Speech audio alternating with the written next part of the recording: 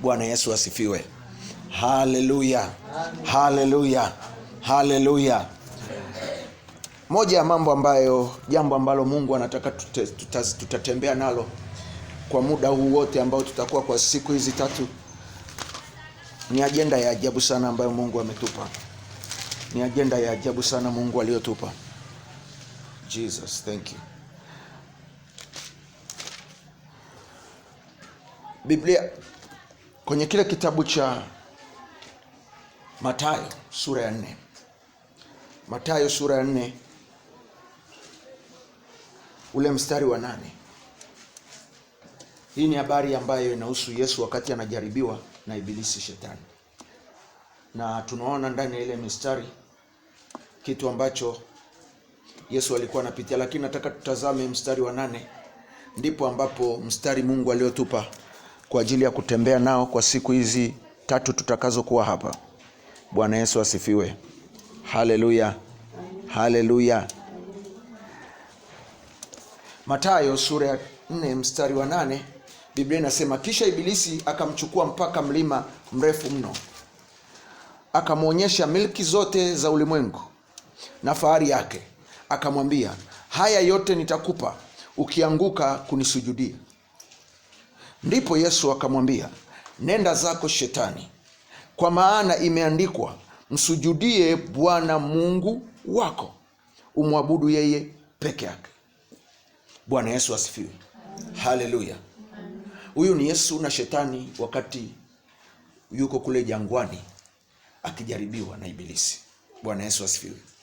Na moja ya majaribu ambayo alipitia, mojawapo lilikuwa linahusu Shetani kumchukua na kumwonyesha miliki yote ya ulimwengu, na kumwambia kwamba endapo utaniabudu, utaanguka na kunisujudia, nitakupa hivi vyote viwe vya kwako. Bwana Yesu asifiwe sana. Haleluya. Haleluya. Na ni moja ya kitu ambacho natamani uone ndani ya mstari, ambacho ndani yake Mungu ameweka vitu vingi sana ambavyo utaendelea kuona kidogo kidogo kwa hizi siku tutakazokuwa tukiendelea. Bwana Yesu asifiwe sana. Lakini somo ambalo Mungu amelitoa ndani ya huo mstari linasema ufalme wa Mungu kama msingi wa ibada. Ufalme wa Mungu kama msingi wa ibada.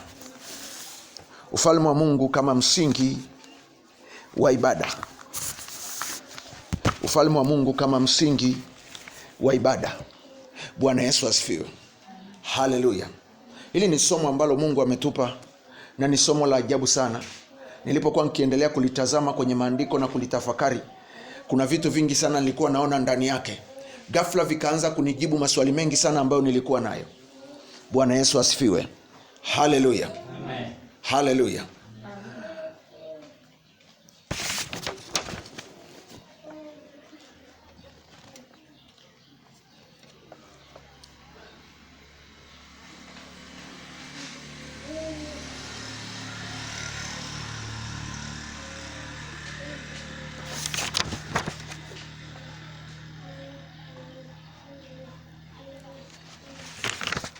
Bwana Yesu asifiwe sana. Haleluya. Umeandika ufalme wa Mungu kama msingi wa ibada. Bwana Yesu asifiwe. Moja ya kitu ambacho ni muhimu sana ambacho nitatamani tukitazame kwa jicho la pili, ili angalau kukuwezesha kuona vitu kadhaa hapa. Kuna kitu ambacho niliona hapa ndani ya hili somo, kwa sababu ndani yake Mungu anataka kututazamisha vitu vingi sana. Moja ya vitu ambavyo unaviona ambavyo vimebebwa ndani ya kichwa cha somo ni neno ibada.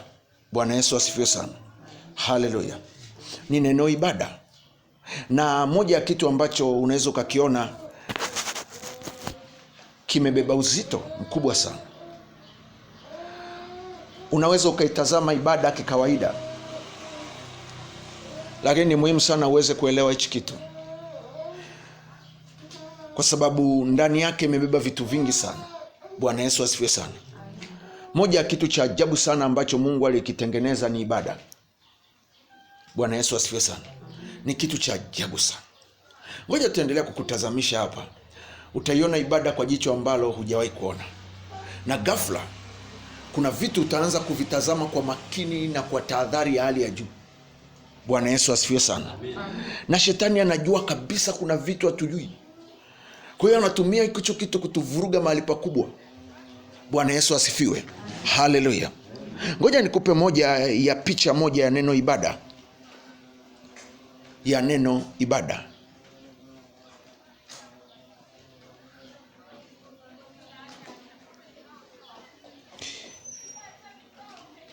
Ibada imebeba heshima ya Mungu. Bwana Yesu asifiwe.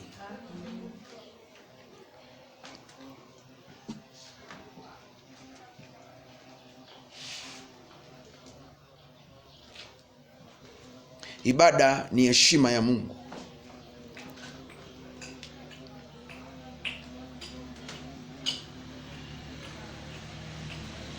Aliyoiweka au aniyoiweka ndani ya vitu alivyoviumba. Bwana Yesu asifiwe sana. Haleluya. Haleluya.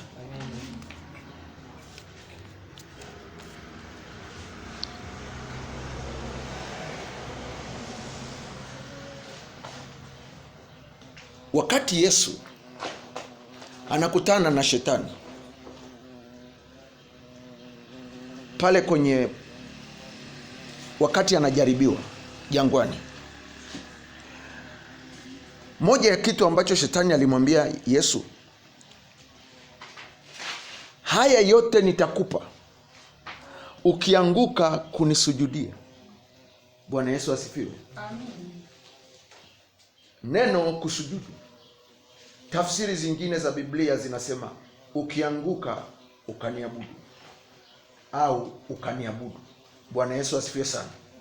Kwa lile neno kusujudu linawakilisha kuabudu au linawakilisha ibada. Bwana Yesu asifiwe. Haleluya. Haleluya. Haleluya. Na ndani ya ibada kuna maneno mengi sana ambayo ni muhimu sana ukayatazama na kuyajua, kwa sababu ibada inatafsiri vitu vingi sana ambavyo ndani yake, ndani ya ibada inaonyesha heshima ambayo mtu au vitu vinampa Mungu au vinaipa miungu. Bwana Yesu asifiwe sana. Haleluya. Ambayo inamjulisha au inampa yule anayeabudiwa kujua au watu kujua ya kwamba huyo unayemwabudu ni nani kwako. Bwana Yesu asifiwe sana. Haleluya. Haleluya. Kwa sababu ndani ya ibada pia inajulisha ya kuwa hicho unachokiabudu ni nani kwako. Kwa hiyo ibada ndani yake inasema unachokiabudu ni nani kwako au kina heshima gani kwako. Bwana Yesu asifiwe. Haleluya. Haleluya. Haleluya. Ni muhimu sana uweze kuelewa hili. Na kuna vitu ambavyo shetani alikuwa anatafuta, kwa sababu hawezi akamwambia Yesu, nitakupa hivi vyote ukianguka ukanisujudia. Yaani ni kukusujudia tu ndio unataka, alafu nipe vitu vyote hivi.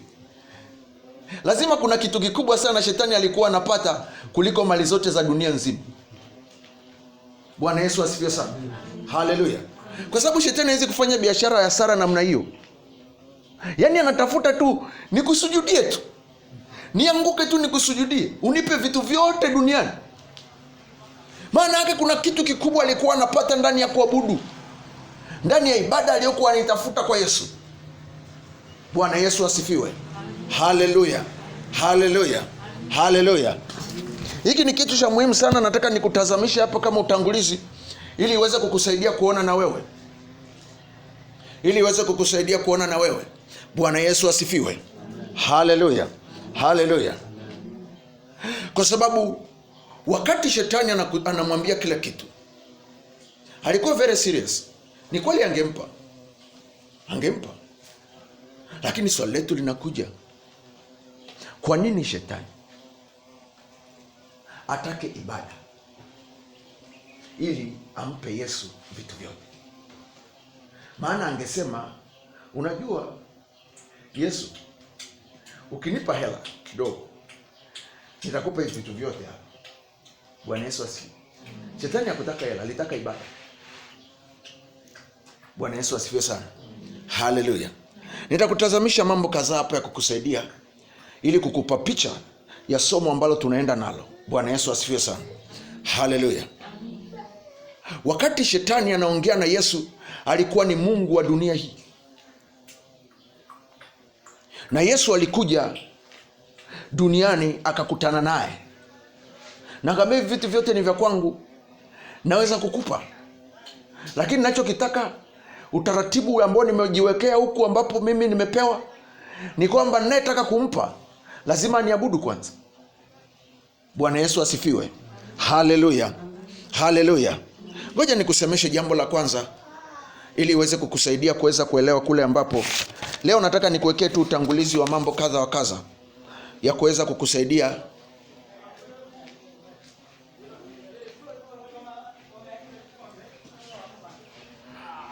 nataka nikuwekee na malengo hapa. Kuna malengo ya somo letu ambalo tutakwenda nalo na nitaendelea kukuwekea ili kukusaidia kuelewa kule ambapo tunaelekea. Lengo mojawapo la somo au lengo namba 1 ni kukufundisha ili ujue uhusiano uliopo kati ya kutawala na kuabudu au na ibada. Kukufundisha ili ujue uhusiano uliopo kati ya kutawala na misingi ya ibada. Kukufundisha ili ujue uhusiano uliopo kati ya kutawala na misingi ya ibada.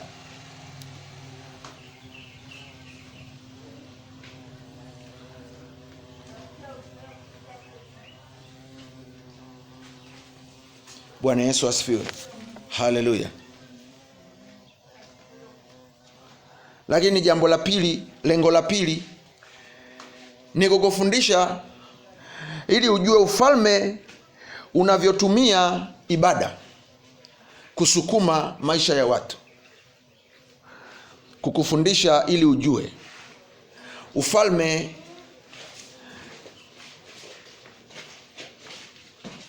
unavyotumia ibada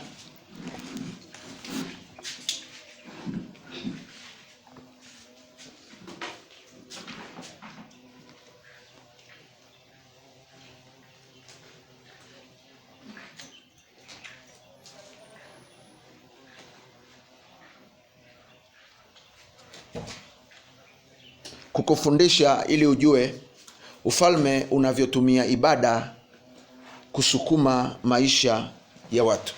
Bwana Yesu asifiwe. Haleluya.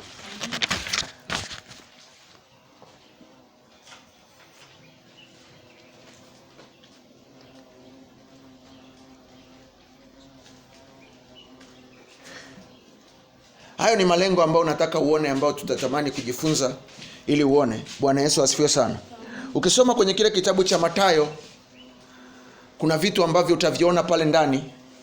Moja ya vitu ambavyo unaviona, unaona Yesu, shetani akimdai Yesu apate kuabudu.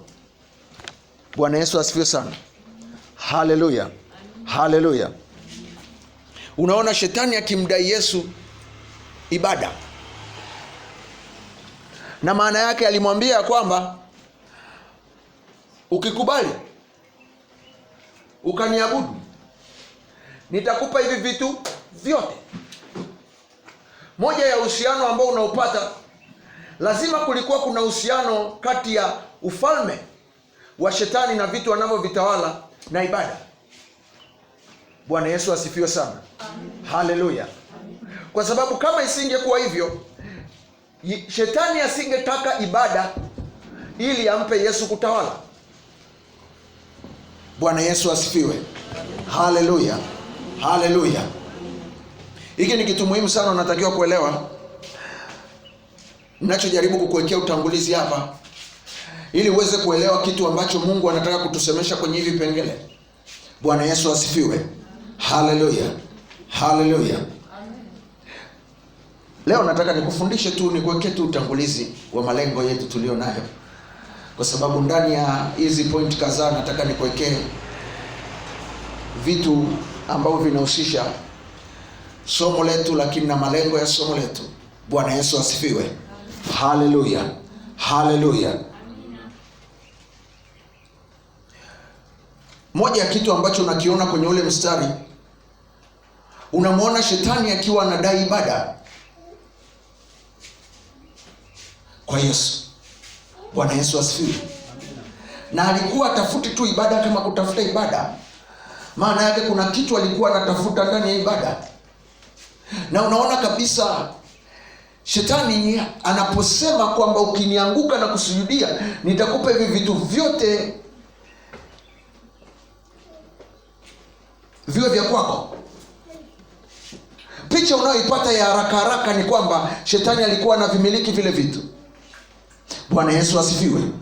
Na kama shetani alikuwa anavimiliki vile vitu, maana yake ni kwamba ndani yake alipokuwa amekaa na amesimama pale, Yesu alikuwa haongei tu na shetani, lakini alikuwa anaongea na mtawala, alikuwa anaongea na Mungu wa duniani. Bwana Yesu asifiwe, ambaye amepewa kihalali vile vitu vio vya kwake. Bwana Yesu asifiwe. Haleluya, haleluya, haleluya. Ni muhimu sana uweze kuelewa. Ndio maana Yesu alipokuwa anaongea naye, Yesu akubisha. Alipomaliza kumwambia kile kitu, akamwambia imeandikwa, utamwabudu Bwana Mungu wako peke yake. Bwana Yesu asifiwe sana. Haleluya, haleluya. Ngoja nikupe jambo la kwanza hapa. Ngoja nikupe jambo la kwanza, angalau kukupanulia wigo wa mambo kadha wa kadha ambayo tutakuwa nayo. Jambo la kwanza, ibada iliumbwa na Mungu.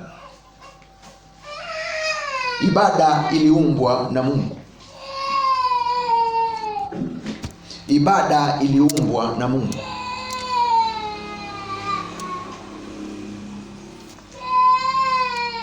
Ibada iliumbwa na Mungu.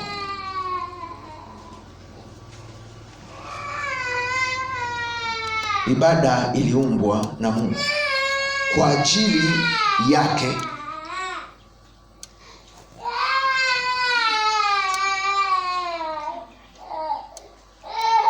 Ibada iliumbwa na Mungu kwa ajili yake, akaiweka ndani ya mtu na vitu alivyoviumba. Ibada iliumbwa na Mungu kwa ajili yake, akaiweka ndani ya mtu na vitu alivyoviumba. Bwana Yesu asifiwe. Haleluya, haleluya. Ibada iliumbwa na Mungu kwa ajili yake, akaiweka ndani ya mtu na vitu alivyoviumba. Bwana Yesu asifiwe. Haleluya.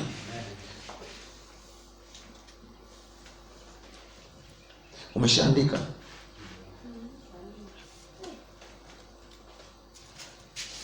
Ibada iliumbwa. Bwana Yesu asifiwe. Ibada iliumbwa.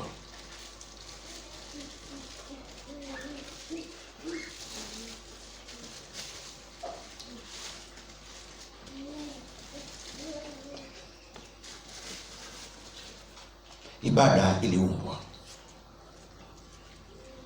Maana yake Mungu wakati anaumba vitu alivyoviumba vya dunia hii, moja ya kitu alivitengenezea ibada.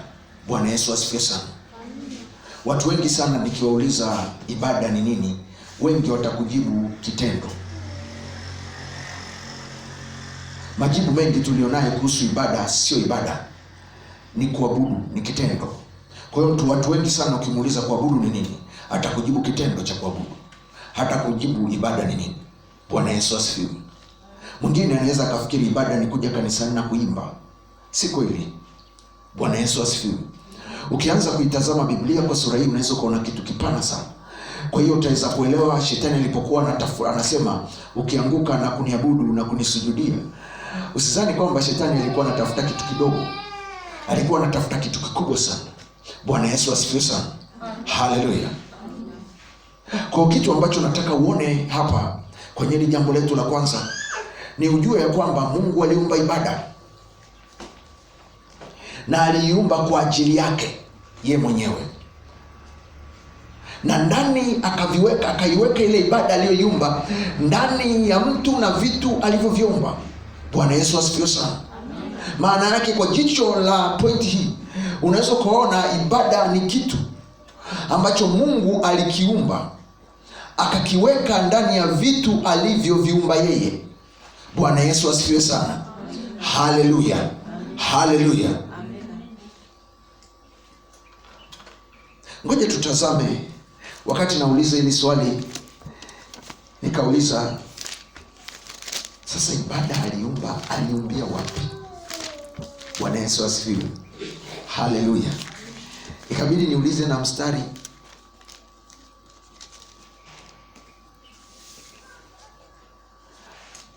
kwenye kile kitabu cha Wakolosai sura ya kwanza ule mstari wa 16. Wakolosai sura ya kwanza ule mstari wa 16. Karabashaka.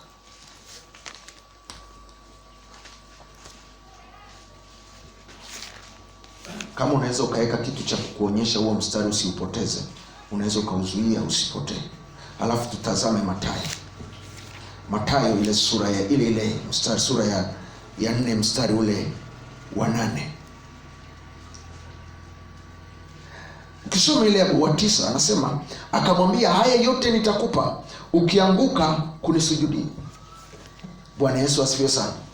Nilitaka uone kile kitu afu tutazame huko Wakolosai ni kuonyeshe kitu pale.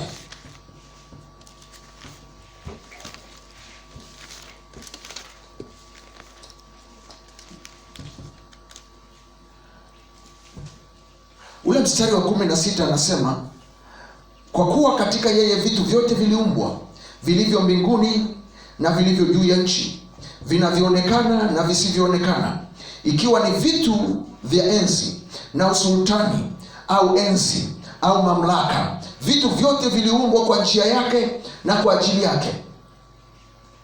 Bwana Yesu asifiwe. Haleluya, haleluya. Bwana Yesu asifiwe. Haleluya. Kitu ambacho nataka uone pale, nitaendelea kukusemesha hapa. Kuna vitu ambavyo ni muhimu sana ukaona. Wakati Biblia inasema kwenye ule mstari wa 16, vitu vyote viliumbwa ndani ya Kristo kwa njia yake na kwa ajili yake. Bwana Yesu asifiwe. Haleluya, haleluya. Kwa hiyo kama vitu vyote viliumbwa ndani ya Kristo kwa ajili yake, maana yake pia ibada aliumba. Bwana Yesu asifiwe. Haleluya, haleluya. Kumbuka ninachojaribu kukutazamisha hapa, najaribu kukutazamisha kwamba ibada iliumbwa. Bwana Yesu asifiwe. Haleluya, haleluya. Sasa angalia kitu ambacho nataka uone hapa. Ibada Mungu alipokuwa anaiumba ibada, anaitengeneza, alikuwa haitazami kama ibada, lakini alikuwa anaitazama kama heshima ya Mungu ndani ya vitu alivyoviumba, inayojulisha sababu ya uwepo wake na chanzo cha uwepo wake.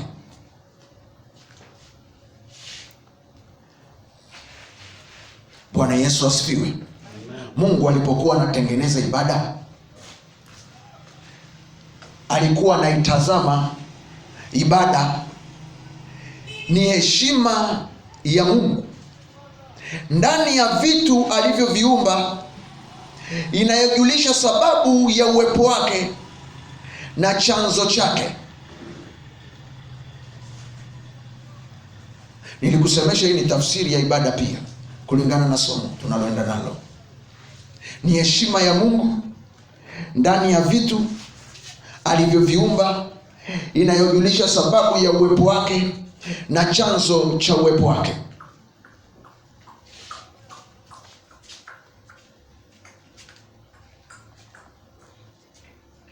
Bwana Yesu asifiwe. Haleluya, haleluya. Nataka upate hii tafsiri, itakusaidia sana huko tunapoelekea, kwa sababu si rahisi sana. Kuna vitu vingi sana ukaweza kuelewa tunapoanza kusema kwa habari ya ibada. Ni heshima ya Mungu ndani ya vitu alivyoviumba, inayojulisha sababu ya uwepo wake na chanzo chake au chanzo cha uwepo wake. Bwana Yesu asifiwe. Haleluya. Kwa hiyo sasa unaweza ukaelewa Mungu wakati anaumba ibada aliumba heshima yake kwa vitu alivyoviumba, akaiweka ndani ya vile vitu alivyoviumba. Bwana Yesu asifiwe. Haleluya. Nataka unielewe vizuri hapa. Usiponielewa hapa kuna mahali utaenda. Mungu alipokuwa anaumba ibada, alikuwa aumbi ibada, alikuwa anaiumba ibada kama heshima yake ndani ya vitu alivyoviumba,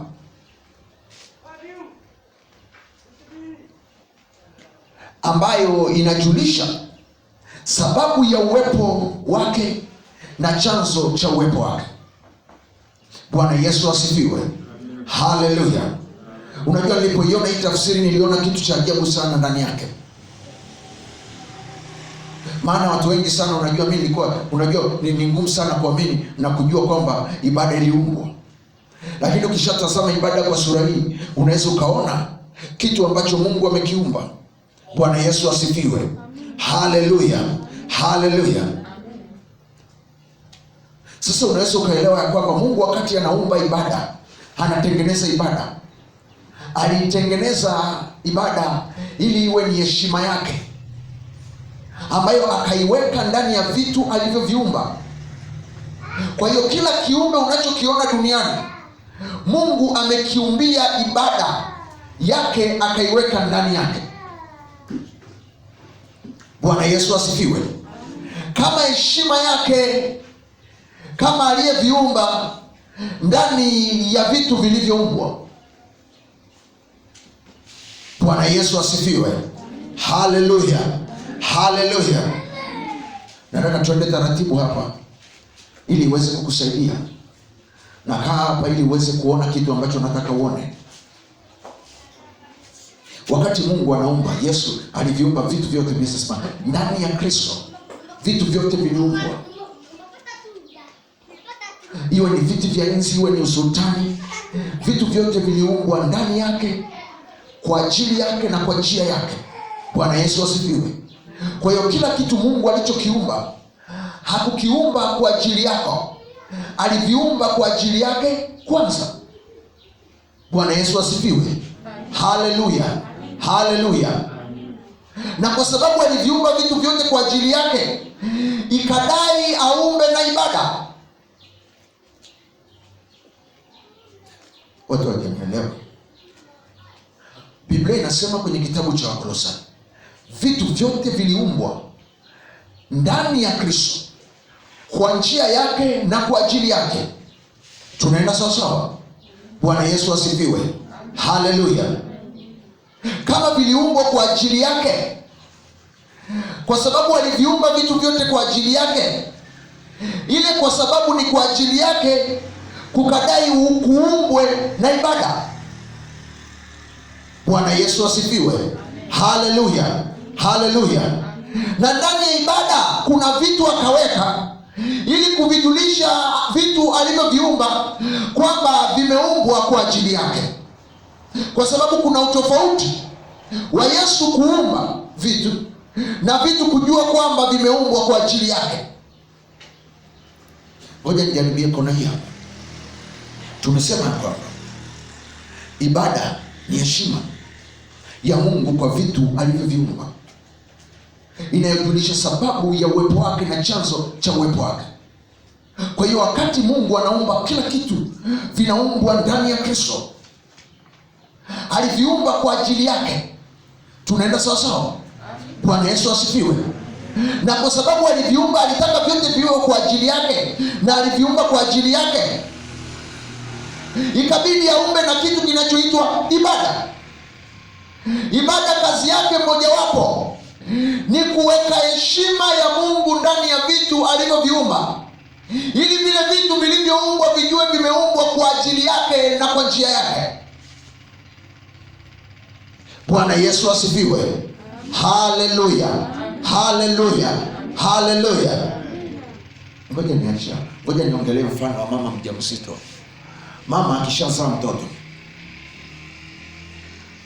kuna heshima. Mtoto anakuwa hajawahi kuambiwa hata mimi ni mamako. Nani alishii kumwambia mtoto wake mimi ni mamako wakati amemzaa? Nyosha mkono. Ulishii kumwambia mtoto wako mimi ni mamako? Nyosha mkono. Okay, hiyo swala la mama kaitolea wapi? Kwa sababu mtoto anakuwa anajua yeye ametoka tu tumboni, amekutana na wewe. Hajui hata kama ametoka kwenye tumbo lako, hana uhakika kama ametoka kwenye tumbo lako au hajatoka, kwa sababu wakati mtoto anazaliwa macho yake hayaoni, kwa hiyo huwe na uhakika hajakuona hata sura. Swali ni kwamba amejuaje? Kwa sababu kuna namna ukimchukua mtoto kutoka kwa mama analia, lakini muulize, nani kakwambia huyu ndo mamako? Maana yake wakati akiwa tumboni kuna kitu amewekewa, hata kama hujamwambia, lakini kuna kitu huku ndani kinasema huyu ni mamako. Amina. Bwana Yesu asifiwe. Haleluya. Anajua hata wewe huwezi ukaelezea. Sasa nisikilize vizuri. Wakati Mungu anaumba vitu vyote alivyoviumba, ngoja nirudi tena kwa mama, nisitoke hapo, ili kukuweka mahali pazuri uweze kuelewa. Wakati mtoto amezaliwa toka kwenye tumbo la mama, akishazaliwa sasa ile anachukuliwa, unaambiwa baada ya pale unafanyaje? Si unamnyonyesha? Bwana Yesu asifiwe. Haleluya. Nani alishawahi kumfundisha mtoto namna ya kunyonya? Nyosha mkono. Nani alishawahi kumfundisha mtoto wake namna ya kunyonya? Nyosha mkono. Hakuna. Okay, nani kamfundisha? Nani kamfundisha namna ya kukamata ziwa la mama? Nani kamfundisha namna ya kuweka mdomo? Kwa sababu muone mtoto akishika ziwa anafunga mdomo, anajua namna ya kukamata. Hujamfundisha hata mara moja. Maana yake ni kitu amekuja nacho kutokea wapi? Huko alikotoka. Bwana Yesu asifiwe. Haleluya, haleluya. Nataka nikusemeshe ili uweze kuelewa kitu ibada Mungu alifanya. Ibada ni kitu ambacho mzazi aliweka ndani ya watoto. Miti ni watoto wa Mungu, viliumbwa na Mungu, vilitokana na Mungu. Aliweka ibada kwenye kila alichokiumba. Mti hauambiwi au kuhubiria injili uambie Mungu wako ni. Biblia inasema kwamba Daudi wakati anasema kwenye ile Zaburi, anasema vilindi vya maji na visifu. Miti na msifu Bwana, mbingu na ziimbe. Zinamwimbiaje zisiyemjua? Maana yake ndani ya mbingu kumewekwa ibada. Kwani Yesu alisemaje? Wasiposifu wao mawe yatasifu.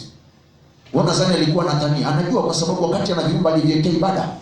Wanadamu wakigoma kumsifu Mungu, mawe yatamsifu, kwa sababu na yeye anajua palipotokea. Ndani yao imewekwa ibada. Chochote kilichozaliwa na Mungu ndani yake kimebebeshwa ibada. Na ndani ya ile ibada ni kukijulisha kile kitu ya kwamba chanzo chako na sababu ya uwepo wako ni hii, na Mungu ndiye aliyekuumba. Bwana Yesu asifiwe.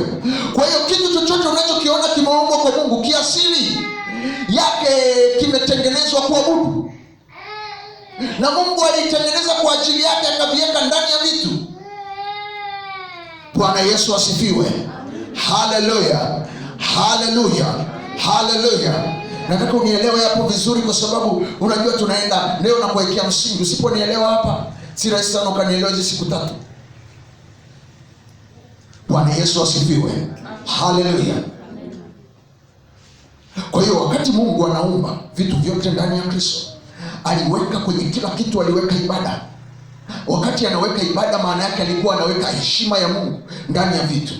ili kila kilichoumbwa na Mungu kibebe heshima ya Mungu ndani yake, kijue namna ya kumheshimu Mungu. Ndio maana huwezi ukaifundisha miti kumheshimu Mungu, mbingu kumheshimu Mungu. Maana yake ni kitu ambavyo vimeumbiwa. Bwana Yesu asifiwe. Haleluya, haleluya. Mtoto akishazaliwa na mamake, mama akimwambia acha hiyo, ghafla anaacha. Amefundishwa na nani kuheshimu? Ndiyo, kuna heshima ambayo tunaiwekeaga kwenye watoto wakati wa malezi, lakini kuna vitu ambavyo mtoto anazaliwa navyo ambavyo na sisi hatuna maelezo nani kawawekea kule ndani. Bwana Yesu asifiwe. Haleluya. Ni uweze kuelewa kwamba Mungu alipoumba vitu vyote, ndani yake aliweka ibada kama heshima yake ndani ya vitu. Dhambi ilipoingia ikakata ule muunganiko uliokuwepo, kwa sababu kazi mojawapo ya ibada ni kuunganisha alivyoviumba na muumba wake, kilichoumbwa na muumba wake. Bwana Yesu asifiwe. Haleluya. Ngoja nikupe kipengele cha kwanza kwenye hiyo pointi wakati tunaendelea kusonga mbele.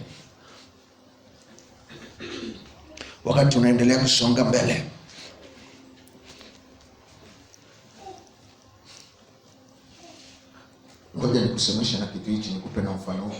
Labda unaweza kanielewa. Unajua nakupa mifano mingi ili kukuweka kwenye nafasi nzuri. Unapoweka msingi lazima uweke na mifano. Bwana Yesu asifiwe. Wangapi wanaofahamu ndege wanaoruka angani? Okay. Wangapi wanaofahamu samaki wanaogelea? Nani alishiriki kumuonaga samaki anatembea nchi kavu?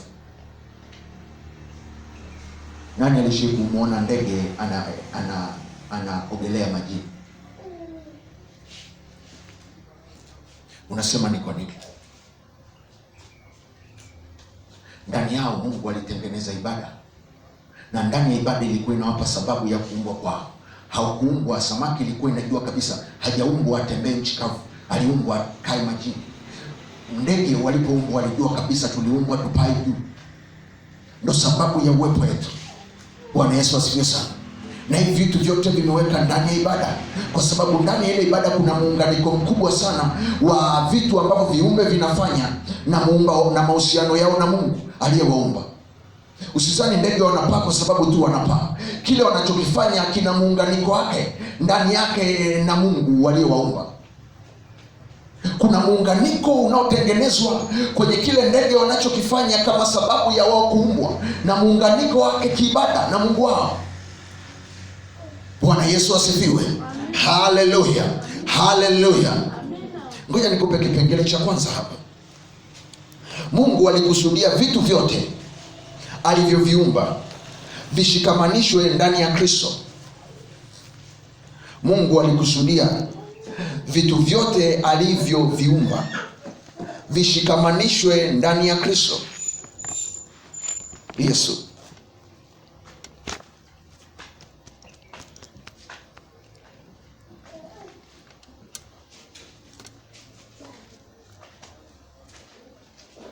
Thank you Jesus. Mungu alikusudia vitu vyote alivyoviumba vishikamanishwe ndani ya Kristo Yesu. Unaweka mkato kwake. Unaweka mkato kwake. Bwana Yesu asifiwe. Haleluya. Moja ya kitu ambacho nataka uone hapa ndani ya hii mistari, ndani ya hiki kitu, hii point. Wakati Mungu anatengeneza ibada, akaiweka ndani ya vitu alivyoviumba, alikusudia vitu vyote alivyoviumba vishikamanishwe ndani ya Kristo. Bwana Yesu asifiwe sana. Haleluya. Ngoja tusome ile Wakolosai 1 mstari wa 13 hadi wa 16. Biblia inasema hivi: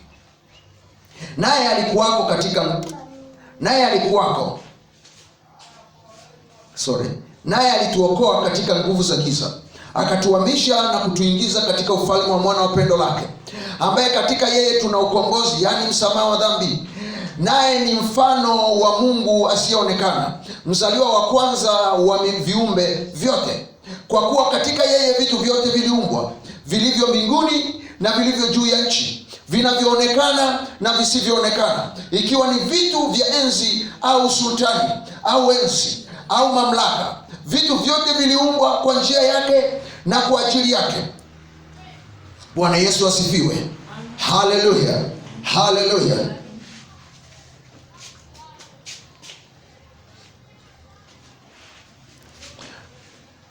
Kitu ambacho nataka uone kwenye hichi kipengele, Mungu wakati anaumba alikusudia vitu vyote alivyoviumba vishikamanishwe ndani ya Kristo Yesu. Bwana Yesu asifiwe sana. Alikusudia vitu vyote vishikamanishwe ndani ya Kristo Yesu. Bwana Yesu asifiwe. Haleluya, haleluya. Ndio maana wakati anaomba, Biblia inasema kwamba vitu vyote viliumbwa katika yeye. Kwa hiyo wakati Mungu anaumba vitu vyote, aliumba kwa makusudi ya kwamba vitu vyote alivyoviumba vishikamanishwe ndani ya Kristo Yesu. Bwana Yesu asifiwe. Haleluya. Na kitu kimojawapo ambacho nataka uone hapa, wakati Mungu anatengeneza ibada, aliiumba ile ibada ndani ya Kristo Yesu kwanza, kabla hajaiweka kwenye vitu alivyoviumba. Kwa sababu unaona ile ibada inatengenezwa ndani ya Kristo Yesu, alafu vitu vyote vinazaliwa au vinatengenezwa ndani ya Kristo Yesu. Lengo ni kwamba vitu vyote vinavyoumbwa ndani ya Kristo Yesu vipate na ibada ndani yake. Bwana Yesu asifiwe. Haleluya, haleluya. Kwa lengo la kwamba vitu vyote vilivyoumbwa ndani ya Kristo Yesu viweze kushikamanishwa ndani yake. Bwana Yesu asifiwe. Haleluya, haleluya. Ngoja nikupe mfano tena unaweza ukaelewa. Unajua una mtoto anapotengenezwa kwenye tumbo la mama, unaweza ukashangaza. Bwana Yesu asifiwe. Unaweza ukashangaza. Shuleni tulipokuwa tunajifunza wakati tuko chuo, na tulikuwa tunafundishwa kwa habari ya tunaita kitaalamu physiology ya binadamu. Kwa hiyo unamfundishwa namna mtoto anapotengenezwa tumboni, mifumo yake inapotengenezwa.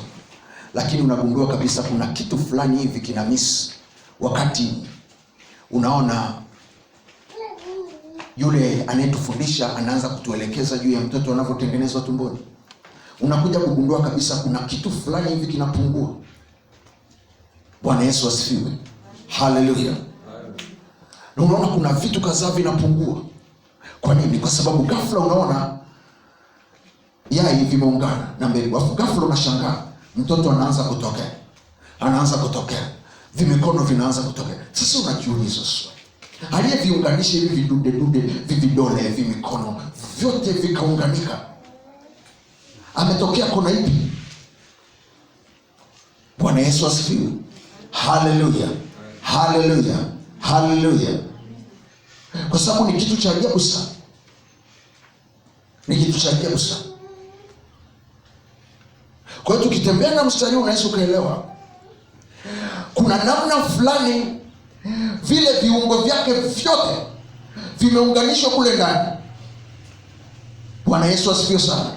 Kwa sababu unagundua kabisa Paulo wakati anaongelea habari ya mwili wa Kristo kama viungo vya Kristo, alikuwa anaongelea habari viungo vilivyounganishwa. Japo kwa namna ya nje unaweza usione, lakini kuna namna fulani vimeshikamanishwa. Bwana Yesu asifiwe. Haleluya, haleluya, haleluya. Sasa unaweza ukaelewa wakati Yesu, wakati Biblia inasema kwenye mstari anasema kwamba vitu vyote viliumbwa kwa ajili yake na kwa njia yake. Wakati Mungu anatengeneza ibada ndani ya Kristo Yesu, vitu vyote vilikusudiwa vipate kushikamanishwa, kwa sababu kazi mojawapo ya ibada iliyotengenezwa ndani ni kuunganisha kati ya Kristo Yesu na vile vitu vilivyokuwa vinaumbwa viweze kuunganishwa ndani yake. Bwana Yesu asifiwe. Haleluya, haleluya, haleluya. Kwa sababu ndio lengo moja la ibada ya Mungu aliyoitengeneza ndani ya Kristo Yesu na ndani ya vitu alivyoviumba, ni kwa lengo la kwamba vile vitu viweze kushikamanishwa ndani ya Kristo Yesu. Ngoja nikusemeshe hii tena, unaweza ukaelewa.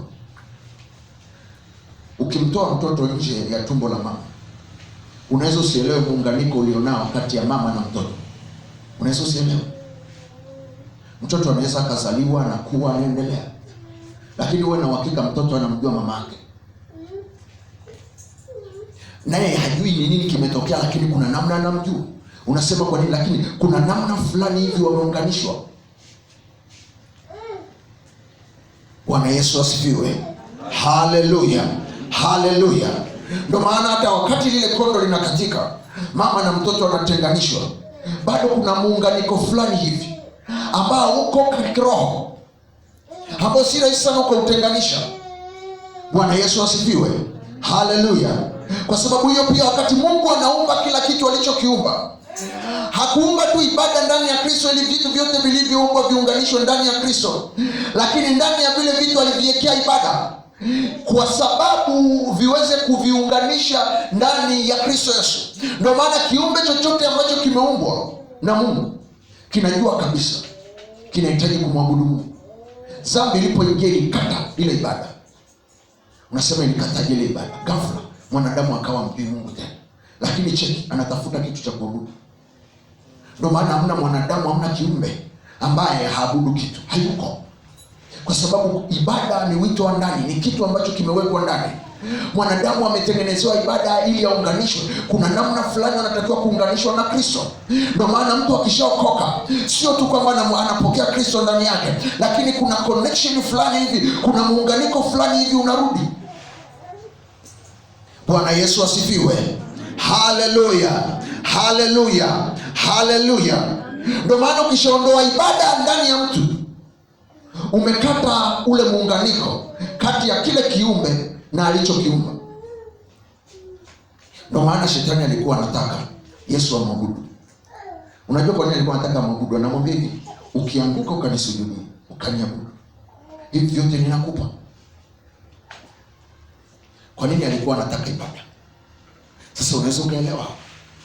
Kwa sababu ndani ya ibada alikuwa anajua kuna kitu huyu jamaa anaunganishwa nacho cha Mungu. Nikimpokonya ibada nimemtenga. Bwana Yesu asifiwe. Ngoja nikupe kipengele cha pili hapa.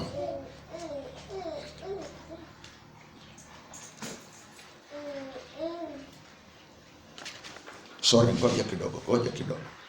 Ngoja tufungue kile kitabu cha Yohana sura ya kwanza ule mstari wa 3. Yohana sura ya kwanza ule mstari wa 3. Yohana sura ya kwanza ule mstari wa 3. Nataka nikuonyeshe kitu pale ili iweze kukusaidia. Yohana sura ya kwanza ule mstari wa 3 na 4, Biblia inasema vyote vilishikamanishwa, vyote vilifanyika kwa huyo, wala pasipo yeye hakikufanyika chochote kilichofanyika.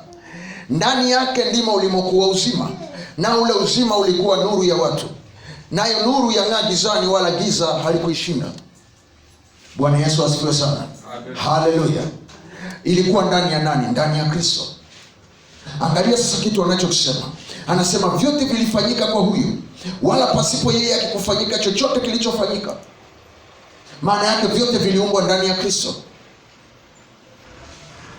Sasa angalia ule mstari unaofuata pale chini, anasema ndani yake ndimo ulimokuwa uzima, na ule uzima ulikuwa nuru ya watu.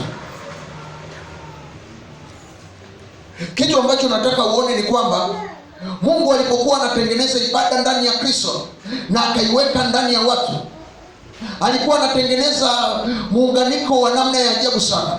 Alikuwa anataka vitu vyote viunganishwe. Kwa nini vitu vyote viunganishwe kule ndani? Kwa sababu ndani ya Kristo ndimo kulipokuwa na uzima. Bwana Yesu asifiwe. Haleluya, haleluya, haleluya. Unajua mfumo wa mama umetengenezwa kwa namna ambavyo mtoto kabla hajafikia uwezo wa kujitegemea kichakula na kipumzi, anatengenezewa mazingira ya kuwa na mama. Bwana Yesu asifiwe sana. Akishafikia muda ambao sasa mifumo yake imekomaa, anahitaji kujitegemea peke yake, ghafla anatolewa kwenye tumbo. Bwana Yesu asifiwe sana. Haleluya. Wakati Mungu anaumba kila kitu ndani ya Kristo, ndani ya Kristo ndimo kulimokuwa uzima. Uzima ulikuwa ni nini? Ulikuwa ni maisha Mungu aliyokusudia kila kiumbe kipate kuishi. Kwa hiyo Mungu alipokuwa anatengeneza ibada, ni kwa lengo la kwamba vitu vyote vilivyoumbwa viunganishwe na Kristo, kwa sababu ndani ya Kristo ndiko kaweka mazingira, ndipo katengeneza mazingira ya kimaisha ya kila kiumbe ambacho amekiumba. Bwana Yesu asifiwe. Haleluya, haleluya, haleluya. Ngoja nikusemeshe hapa hivi vitu angalau unaweza ukaelewa kidogo. Wakati na tazama hili somo nikasema, Mungu nisaidie niseme kwa wepesi sana kila mtu anielewe, kwa sababu kwangu mimi nilinishtua, nikasema kwao. Bwana Yesu asifiwe sana. Haleluya. Ndio maana nakaa hapa angalau kukusemesha hivi vitu ili uweze kuelewa. Bwana Yesu asifiwe. Haleluya, haleluya, haleluya. Ngoja nikupe kipengele cha pili. Ili vitu vyote viitikie kwake kwa ibada. Ili vitu vyote viitikie kwake kwa ibada.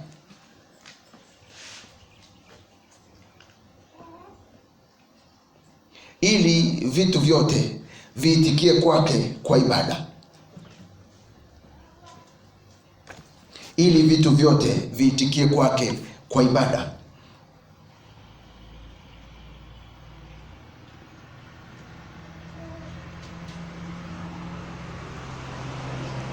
Ili vishikamanishwe pamoja naye. Ili kutawala pamoja naye. Ili vishikamanishwe pamoja naye. Ili kutawala pamoja naye. Bwana Yesu asifiwe. Haleluya. Ukisoma kwenye kile kitabu cha Wakolosai unaweza kuona kitu cha ajabu pale, anaposema ya kwamba kwenye ule mstari wa 16 anasema, kwa kuwa katika yeye vitu vyote viliumbwa, vilivyo mbinguni na vilivyo juu ya nchi, na vinavyoonekana na visivyoonekana, ikiwa ni vitu vya enzi au sultani au enzi au mamlaka. Vitu vyote viliumbwa kwa njia yake na kwa ajili yake. Bwana Yesu asifiwe. Haleluya. Kitu cha kwanza nimekusemesha ya kuwa kitu kimoja hapo ambacho Mungu alikuwa amekusudia alipoweka ibada ndani ya viumbe alivyoviumba, ni ili vyote viweze kushikamanishwa na Kristo, kwa sababu ibada iliyokuwa ndani ya watu ndiyo iliyokuwa ndani ya Kristo. Kwa sababu hiyo Kristo na Mungu na wanadamu na vitu vyote vilivyoumbwa vinaunganishwa kupitia